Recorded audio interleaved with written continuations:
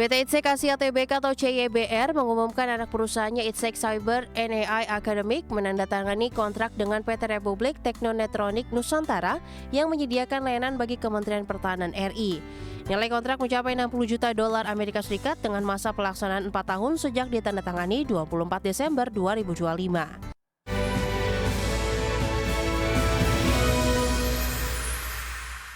PT Itsek Asia Tbk atau CYBR mengumumkan anak perusahaannya Itsek Cyber and AI Academy menandatangani kontrak dengan PT Republik Teknonetronik Nusantara yang menyediakan layanan bagi Kementerian Pertahanan RI. Adapun nilai kontrak mencapai 60 juta dolar Amerika Serikat dengan masa pelaksanaan 4 tahun sejak ditandatangani 24 Desember 2025. PT Itsek Asia Tbk atau CYBR mengumumkan anak perusahaannya Itsek Cyber and AI Academic menandatangani kontrak dengan PT Republik Teknonetronik Nusantara yang menyediakan layanan bagi Kementerian Pertahanan RI. Nilai kontrak mencapai 60 juta dolar Amerika Serikat dengan masa pelaksanaan 4 tahun sejak ditandatangani 24 Desember 2025. Melalui kerjasama ini, Itsek Cyber and AI Academic menyelenggarakan pelatihan keamanan cyber dan kecerdasan buatan dengan kurikulum berstandar internasional. Program ini membekali peserta dengan kemampuan praktikal serta pemahaman terkini atas tren ancaman global. Presiden Direktur Itsek Asia Patrick Rudolf Danaher mengatakan pelatihan dirancang berbasis kebutuhan nyata dan mengintegrasikan penguasaan teknologi software dan hardware. Secara strategis, kontrak ini memperkuat portofolio layanan edukasi dan pengembangan talenta cyber serta berpeluang memberikan kontribusi terhadap pendapatan perseroan melalui lini bisnis akademi. Di tengah ancaman cyber yang semakin kompleks dan didorong teknologi AI, pengembangan SDM menjadi kunci untuk meningkatkan kesiapan dan ketahanan cyber nasional. Berbagai sumber, IDEX Channel. Kembali bersama kami di Market Buzz, pemirsa, indeks harga saham gabungan ditutup rebound signifikan ke level psikologis 8.600-an di perdagangan Senin. Penguatan IHSG ditopang kembali bergairahnya saham konglomerasi dan big caps dengan saham Aman Mineral menjadi penopang utama.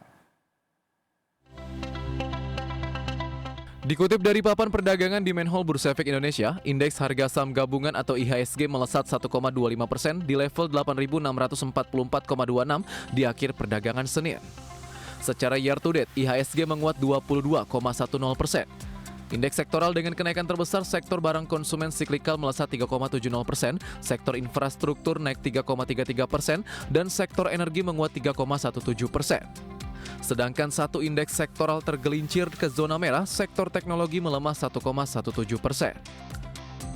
Beberapa saham jadi penopang utama IHSG, diantaranya saham Aman ditutup menguat 7,26% di level Rp6.650 per saham, menyumbang 14,47 indeks poin.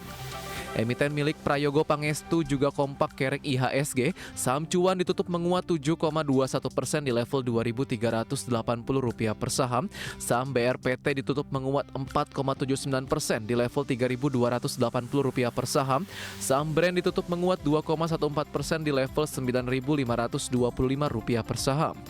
Total ketiga saham ini memberikan kontribusi 24,1 indeks poin. Selain itu, emiten grup Bakri BRMS ditutup menguat 5,53% di level Rp1.145 per saham dengan kontribusi 7,39 indeks poin. Dan saham Dewa ditutup melesat 23,21% di level Rp690 per saham dan menyumbang 5,44 indeks poin. Di tengah penguatan IHSG, nilai tukar rupiah ditutup melemah menjelang pergantian tahun. Bahkan, kurs rupiah menyentuh level paling lemah sejak awal 29 April 2025 atau 8 bulan terakhir. Di Senin, kurs rupiah di pasar spot melemah 0,26% di 16.788 per dolar Amerika Serikat. Rupiah masih gagal memanfaatkan momentum pelemahan dolar Amerika di pasar global. Diketahui, indeks dolar Amerika di Senin pukul 15 waktu Indonesia Barat tercatat melemah tipis 0,01% ke level 98,017.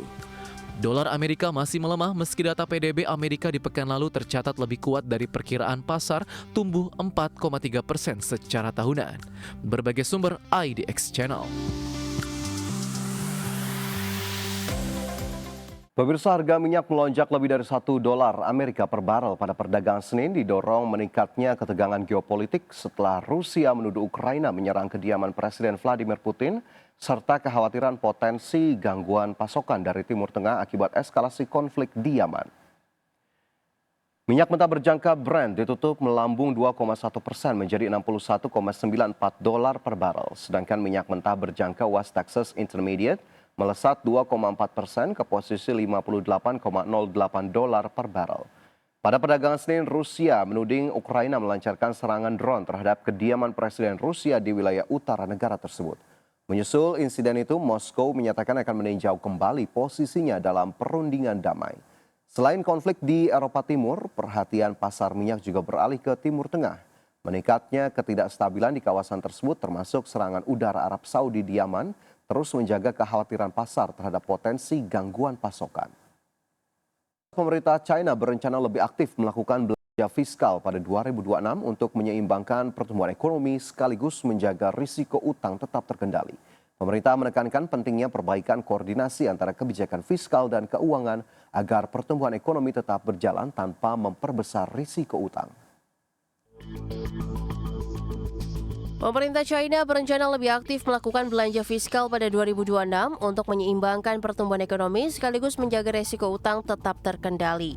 Kementerian Keuangan China mengungkapkan rencana Beijing untuk menambah belanja negara dan memperkuat kondisi keuangan pemerintah daerah melalui sistem transfer dana yang lebih efektif. Pemerintah menekankan pentingnya perbaikan koordinasi antara kebijakan fiskal dan keuangan agar pertumbuhan ekonomi tetap berjalan tanpa memperbesar resiko utang. Kebijakan tersebut mencerminkan posisi Beijing yang tengah berada dalam situasi sulit. Di satu sisi, China perlu melindungi perekonomiannya dari tekanan eksternal seperti perlambatan ekonomi global dan ketegangan perdagangan. Namun di sisi lain, pemerintah juga harus mencegah utang domestik membengkak karena berpotensi mengguncang stabilitas keuangan. Menghadapi resiko utang yang meningkat, Beijing berupaya memastikan belanja negara memberikan hasil optimal dengan meningkatkan pengendalian investasi pemerintah serta menggerakkan anggaran ke sektor-sektor yang menjadi prioritas nasional. Sebelumnya dalam kesempatan yang sama, Kementerian Keuangan China menyatakan bahwa kebijakan fiskal akan diterapkan secara lebih proaktif pada 2026. Fokus kebijakan diarahkan pada penguatan permintaan domestik, inovasi teknologi, serta penguatan jaring pengaman nasional. Berbagai sumber, IDX Channel. Terima kasih Anda masih bersama kami di Market Buzz. Pemirsa, kita ke informasi emiten. PT Rukun Raharja Tbk memutuskan untuk membagikan dividen interim tahun buku 2025 senilai Rp105,67 miliar atau setara dengan Rp25 per saham.